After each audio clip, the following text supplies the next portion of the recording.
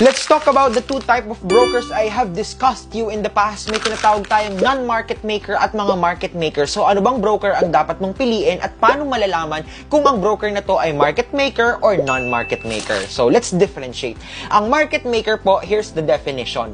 Order execution. Okay, pagdating sa order execution po, market maker brokers function as go-between for buyers and sellers. They make trading easier by purchasing assets from sellers and selling them to purchasers. They essentially make a market by supplying liquidity. So, ganito lang yan. Parang sila lang yung gitna. Kapag may nag-sell, yung binili nila na yun from the seller, ibebenta naman nila from another buyer. That's how they do it. Nagma-markup lang sila. That's the market maker. Pagdating naman sa bid-ask spread nila, market makers earn from a bid-ask spread. They buy at a lower price. So, ang gagawin nila sa mga trader, pag may mga nagbebentang seller, bibilhin nila yun ng mababang halaga. Okay? At somewhere, at ibebenta naman nila at somewhat higher price sa ibang trader. Their profit margin is the difference between the price ng bid and ask. Okay? And then pangatlo po, pagdating sa execution speed, because market makers can execute transactions from their own inventory without waiting for a match with another client's request. Kasi nga, market maker, yung pinaka-liquidity nandun na sa kanila.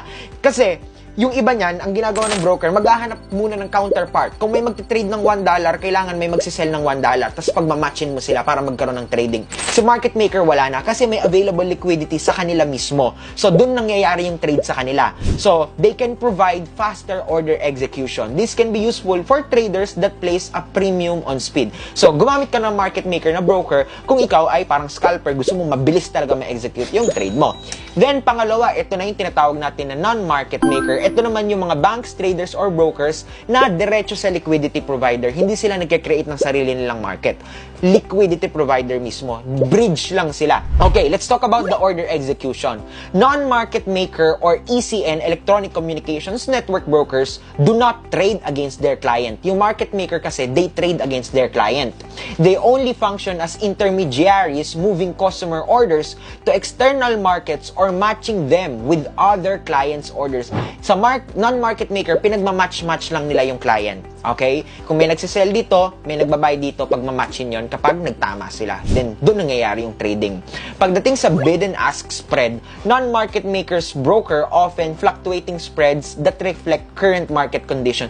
So, mabilis po magbago yung spread nila. Depende sa condition ni market.